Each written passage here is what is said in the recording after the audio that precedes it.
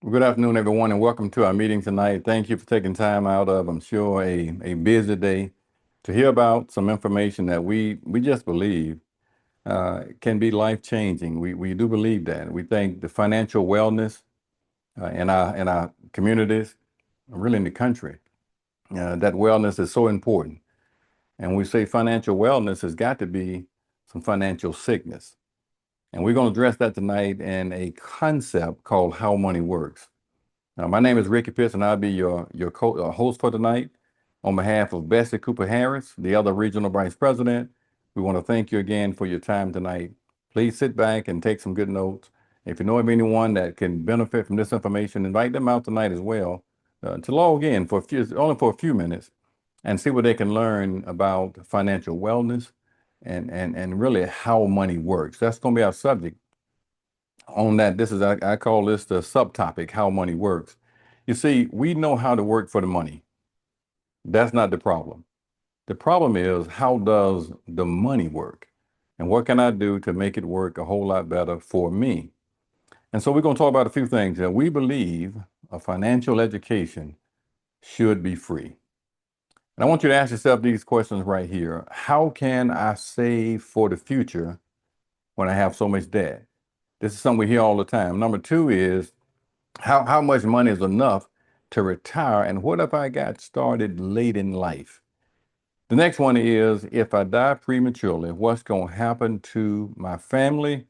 And the fourth one, can I ever truly become financially secure? Now, we can't promise that anybody's going to become financially just wealthy, just stone wealthy, but we believe everybody can be secure, can be comfortable if they have a game plan, have some accountability, and be consistent and stick with it. So no matter what your income level is right now, we all can achieve financial security. You can get out of debt. You can build savings. You can get on a path to financial independence. And the key, ladies and gentlemen, is going to be getting on a path and staying on that path. And to take a look at the path we're on right now and say, well, now what I've been doing for the last 15 years or 20 years has guided me to where I am now, and be humble enough, if that's anybody in the room tonight, to say, I got to make some changes. I'm working hard every day. I'm never late. I work overtime, and yet still it's barely meeting. Something has got to change. First of all, we got to take control. Now, control never yields itself voluntarily. It goes out hollering and screaming and clawing and does not want to let go. All of us know that's the case in many things in our life, whether it be losing control of the television, giving up control of social media because they got to study for an exam, giving up control of that Blue Bell ice cream because I'm trying to get to a certain whatever it may be. Well, I got to give up control. It's self-discipline and bringing this body up under subjection. Now, taking control, there are 9 things here, and I'm not going to highlight all 9, but I want to highlight 4. Number 1 is pay yourself first. You see, we pay everybody else before paying ourselves. We should pay the water bill, light bill, gas bill, cable TV. We should pay the house note, the car note, the insurance on the car, the insurance on the house, insurance on the life. We should pay all those things. We should also pay ourselves. Number 2 is change our thinking. We can't, well, we can, but we shouldn't have the same aspiration when it comes down to shiny objects that we had at 21 years old, 22 years old. So for me, and for all of us, I'm sure we got to change our thinking. The third one is earn additional income. Ladies and gentlemen, it's okay to do something part-time. When I was a child, I worked 3 jobs and would have worked 4 and was glad to get them. Got there early, would work overtime. And so it's okay if we need to do something extra to generate more income. And the fourth one is set goals and have a plan. It's nothing more frustrating than setting a goal and then letting it get to the very end, almost at the destination, and be nowhere within smelling distance of the goal. You know, in December, a lot of goals are set. December 31st, boy, look at here. January, on the first day, boy, everybody just setting goals. The gyms are filled to capacity. and everybody's buying gold journals and everything else. But in March, around March, there's something coming up called Quitters Day. It's a real thing called Quitters Day, where everybody just quits. So it's important then to write some goals. Now, here's some goal setting tips. I want to focus on really these 1 and 4. List your goals, list our goals. And then number 2 is create a timeline, kind of like what I just said a moment ago. Let's write them down. And the mind can only, I think, focus what studies say on so many things at a time. If I got a whole journal of goals, I'm not going to read that whole journal every day. If I got 3 goals, 3 real thought-provoking goals that drive us, our chances of achieving those goals go way up.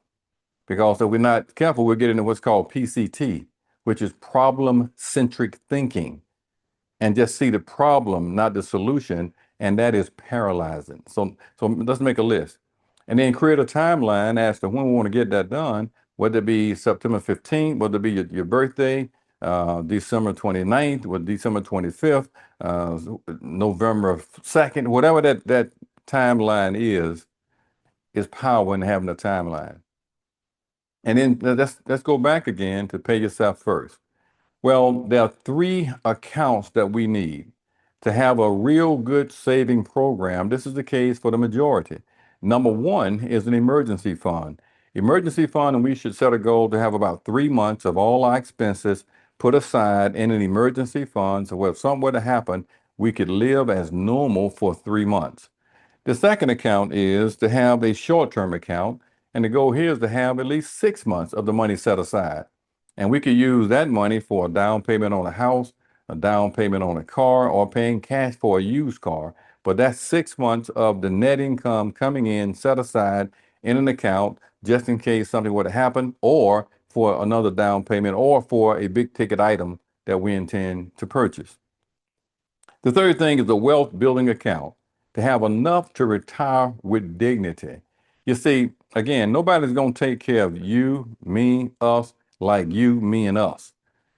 We got to take care of ourselves. We got to put forth the effort to get this done, and that wealth building account is critical, because if we save money now, one day money will save you. Now listen, we know who the ultimate savior is.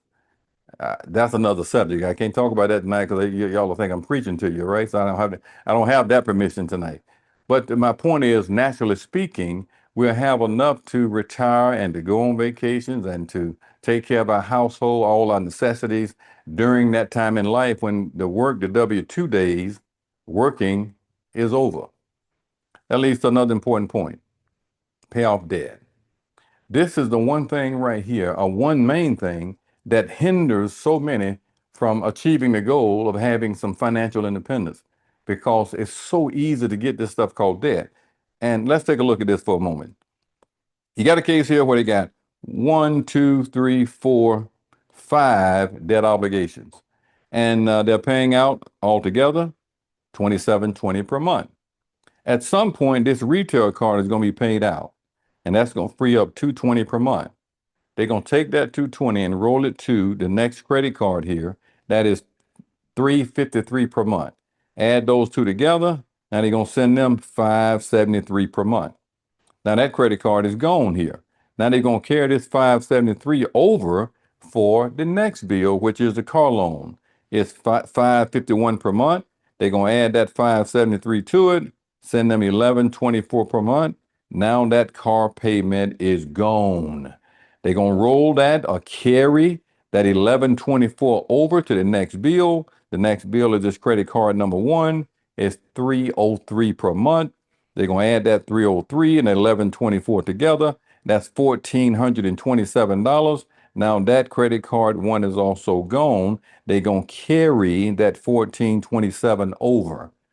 They're going to take that $1,427. They're going to add that to the mortgage, which is $1,293.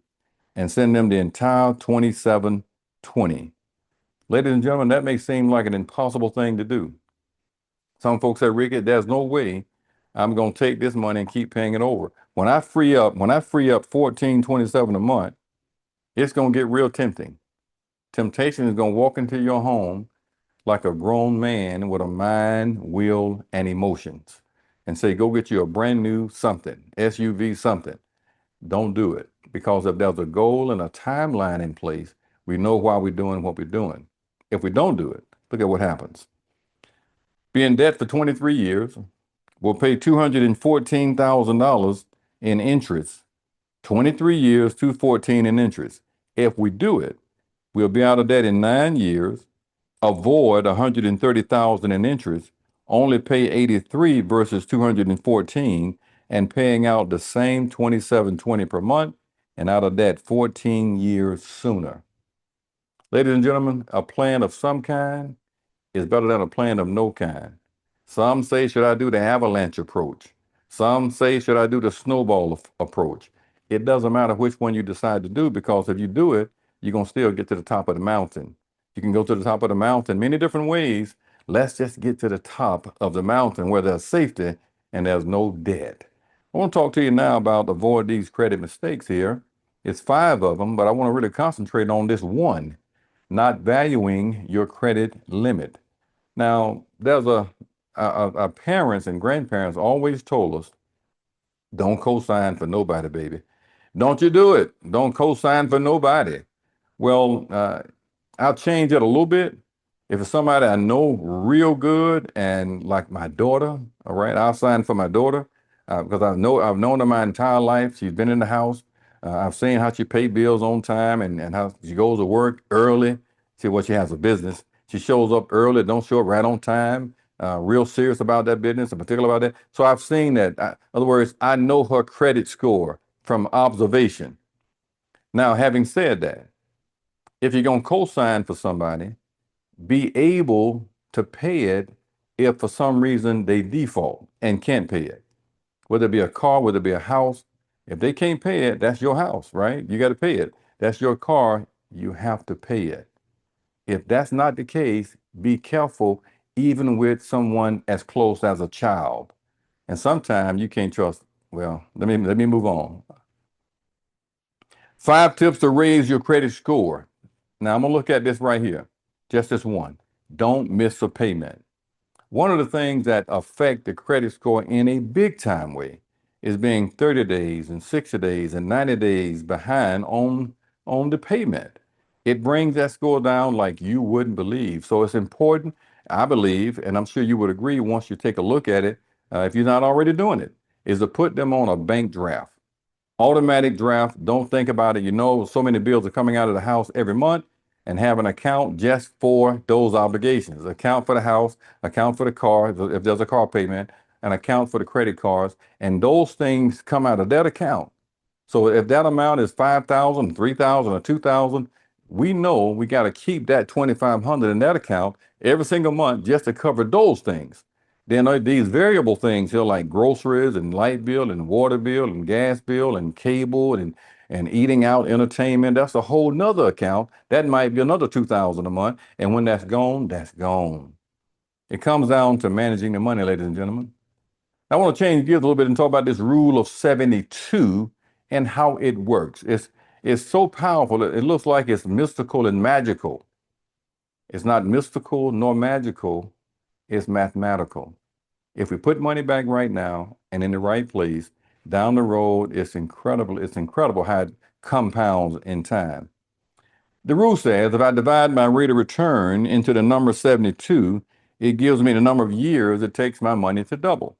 If I'm getting 3%, it's going to double every 24 years. So 10,000 goes to 20,000 in 24 years. 20,000 goes to 40,000 in 48 years.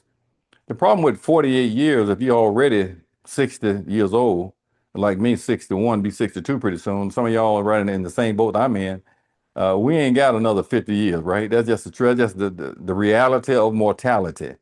And so it's important then that we put our money in a place that we're trying to grow it over the next 5, 10, 15 years, particularly 10 to 15 years, in a place where it's going to benefit us. Let's look at another return. If they're getting 6%, it's going to double every 12 years. So it goes from 10 to 20 to 40 to 80 to 160 versus this 40,000 here over the same period of time. You see, this compound interest, getting a higher rate of return, makes all the difference in the world over a period of time. Let's look at one more. Let's look at 12%. That if you're getting 12%, it's going to double every 6 years. 10, 20, 40, 80, 160, 320, 640, 1.2, 2.5 million, 2,560,000 versus 160 of the next door neighbor, and they all put in the same thing. You see, people are destroyed. This is true for a lack of knowledge. But the problem is when knowledge is rejected. That's where the real problem really comes in. Now, just a little bit can make a real big difference. $20 a month in 10 years is $3,900. $20 a month in 40 years is $94,000. Somebody may say, Ricky, what in the world is $3,900? Well, in 10 years, let's say you put $20 a month aside for a child when they're born. In 10 years, how many 10-year-olds do you know that's got $4,000 put to the side? How many 50-year-olds? And I'm not trying to be, sarcastic here. I'm just saying this is the truth. And so $20 a month over time in 10 years is $3,900 for that child. But what happens if you go to $100 a month? In 10 years here, this 10-year-old can have $19,500. I'm gonna ask you again, how many 10-year-olds do we know that's got $19,000, $20,000 put back at that age? Very, very few. If they put aside $100 a month, in 20 years, 67,000. How many 20-year-olds? In 30 years, 184,000. How many 30-year-olds do we know that has $184,000 saved? And in 40 years, 471,000. Putting aside $100 a month, getting a reasonable rate of return, say 9%, it can be done. We're talking about financial wellness. And we have to treat any kind of sickness, whether it be with diet and exercise, and from a natural standpoint, whether it be taking vitamins, whether it be whatever it may be, choosing a certain time to stop eating every day, whatever, changing our mind, our thinking, that brings about physical wellness. Well, financial wellness is very similar. Choosing not to spend, choosing to budget, choosing to put money back for retirement, choosing to have protection in the event of our demise. That's financial wellness. That leads to the very next point. In the event of our demise, buy the right kind of life insurance. Ladies and gentlemen, if I say buy the right kind, it's got to be what? A wrong kind. And I want you to put in the chat, if you would please, as many as you can, put in the chat, why do people buy life insurance? Why did you buy life insurance? Put that in the chat if you would. And I'm going to read some of these out if you would put them in the chat. And I wish you could see them. There's a way to reveal them in the system. I'm not sure exactly how you do it. So anyone that can put that in the chat, somebody said, this is Bessie Harris, income protection. Anybody else, why do you buy life insurance? What's the main purpose of buying it that you've heard down through the years? Why do you buy life insurance? Latoya Childress says, to protect my family. That's exactly right. To protect the family from the storm. Anybody, the financial storm. Anybody else, why do you buy life insurance? Anyone? Tell us why. Don't be bashful. Somebody else says, Madison said, scared of death by some kind, I don't see the whole, sorry. I see the first part here, scared of death by some kind of, all right, right. Because of that, accidents happen every day, Madison, you're correct. People leave home with every intention to get to their destination, and many don't get there. So they buy life insurance just in case an accident occurs that would occur that could take them out. You see, let's look at this. What should you know about life insurance? What's its purpose? Purpose is a key word. Why am I spending money, $100 a month, $200 a month, $300 a month, whatever you're paying per month for life insurance? Why? It's for a purpose. To replace the loss of an income in the event of a premature death. And death is always premature. And it comes at a time where you can't say, oops, I'm not ready. Oops, he wasn't ready and got a kid, got children, got a wife, got a husband, and died with no life insurance. It's too late to say, oops, I intended on getting that. So purpose, to replace the loss of an income. Number two is, what should you buy? Experts say buy term insurance. Why buy term insurance? Because term deals with pure protection. It deals with purpose. I'm not buying it to save money in it. I'm not buying it for anything other than the intended purpose that it was designed for, to replace the loss of an income, to spread the cost of loss of one among many by leaving a lump sum, an immediate estate, 250, 450, 500, a million, an immediate estate if something were to happen prematurely. And the third thing, who should buy it? People who others depend on them. Sometimes it's not just because you're single with no kids. You might have an older grandmother that depend on you. You might have a niece or nephew that's in college. You send them money every month. They depend on you. You might have someone that you went to school with that has a child that person you went to school with died, and you want to have a 529 for that child and get the classmates to contribute to that 529, which you can do that for the benefit of that child's education. And that child is dependent on that. So anyone that depends on us, you, me, for financial support, this is why we buy life insurance, ladies and gentlemen. And there's all kind out there. There's whole life, universal life, variable life, index universal life, infinite banking, all kinds. But you narrow it down. What's the purpose? Is it to save money in a policy? No. It's to replace the loss of an income. And the industry has, in a real genius way, sold it for reasons other than purpose. And many people have bought those reasons hook, line, and sinker. It's term insurance, not universal life, not index universal life, not whole life, not variable life, term. Buy the kind that the agents that sell it, buy what they buy. They buy term. Now let's talk about deferring taxes. Another important thing that we should always consider. We got three cases here. They all are putting aside $500 per month. The first one is paying taxes every year on the earnings. The taxes are not deferred. And so every year they get a 1099, they got to pay taxes on the earnings. Uncle Sam says, what do you make? No, not what do you make. Uncle Sam says, what did we make? You see, if we employed as a W-2, we are in business with somebody, and his name is the IRS.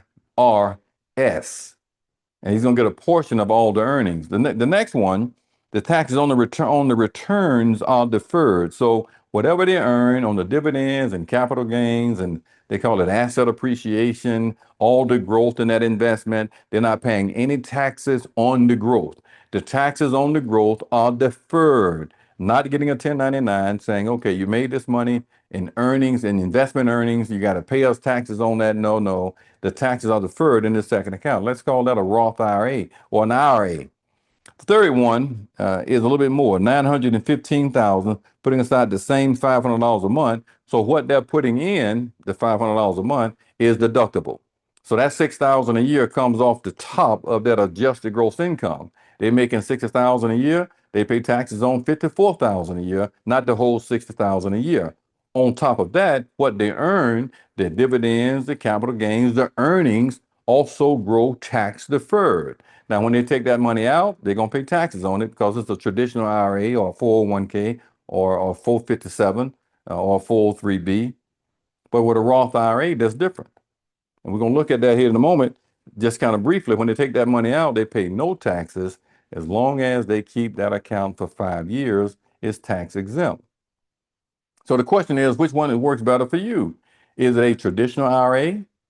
Is it a traditional IRA where the money is still non-deductible because the income is so much you can't deduct it? You've already gone beyond that threshold. Or is it a Roth IRA? You can't deduct it, but it's tax exempt upon withdrawal. So it doesn't matter what amount of money is in that account, whether this be $1 million or 1.5 or 2 or 3 million, you can take it all out at retirement and not pay Uncle Sam anything. It's tax exempt upon withdrawal. Ladies and gentlemen, that is a big, big deal. And for the most part, in this audience tonight, pretty much everybody, just based on what we've seen in the past, qualifies to start a Roth IRA, and the majority qualifies to max it out. If you're 50 years old or younger than 50 years old, that's $7,000 a year. That's 583.33 per month. Those that are over 50 years old, there's a catch-up provision. They can put in 7,000 a year plus another catch-up of 1,000, $8,000 a year. Now that's $666.66 a month. That's a whole lot of sixes, I understand, but don't you understand? That's 8,000 a year. And over time, that money adds up in a real big time way. And I'm gonna show you something else as we close that's mind-boggling. One of my friends in the office the other day, the Palmer family was in the office the other day, Carter and Caroline. When they came in, Carter saw this book in the book called How Money Works. He saw this page and it just blew him away. Look at what happened. This person right here is 22 years old and putting aside $6,500 a year. You can barely see that, but $6,500 a year.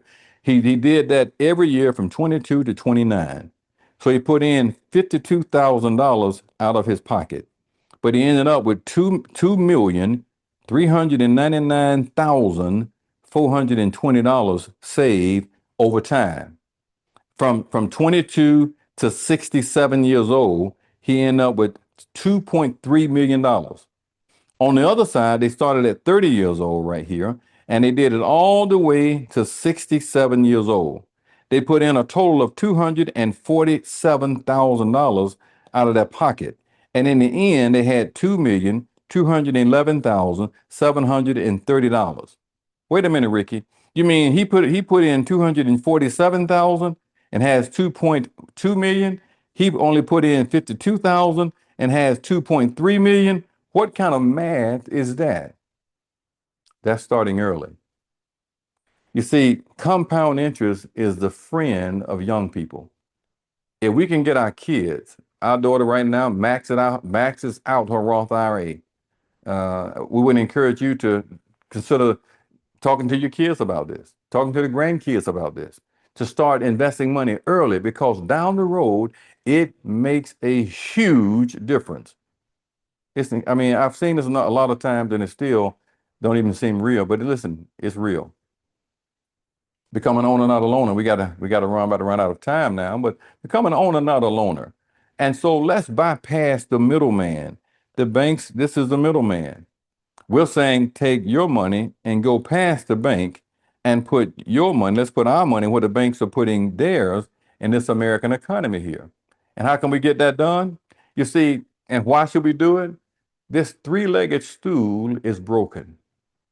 At one time, we could depend on Social Security. We still have it, but it's kind of shaky. At one time, we could depend on company pensions. Well, company pensions, that leg is broke. At one time, we could depend on what we put aside ourselves in savings.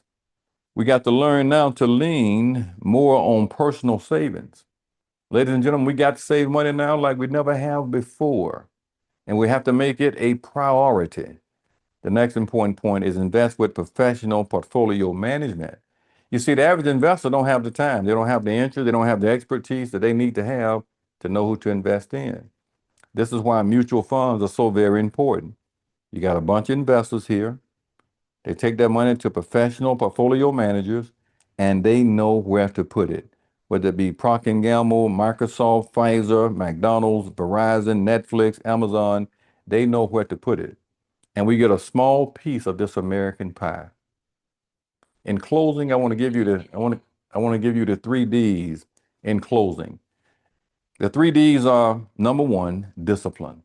We got to have some self-control. We can't save and see all this money growing and go take it out, put it in, take it out. That's discipline. Number two is called diversification. The old folks said that years ago, don't put all your eggs where? In one basket. Mutual funds, split that money up, where no more than 5% of your money is in any one company. Diversification. And the third one is dollar cost averaging. That is to say, decide on a certain amount of money you're going to put aside per month, whether it be $50 a month, $100 a month, $250 a month, and stay with it forever. When the market is up, invest. When the market is down, invest. Dollar cost averaging. And in closing, ladies and gentlemen, you can do it. You can do it. You can save money. You can do it. You can get on a path to financial independence. You can do it. To budget, yes, you can do it. If that's you in this meeting tonight, reach out to whoever invited you out and talk about the possibilities of getting the financial house in order, of financial wellness. If there's sickness financially in the home, let's discuss how to get financial wellness in the home, in the community, on the job, in the church. Thank you so much. Have a great rest of the night. Look forward to seeing you again on our next public meeting. Take care.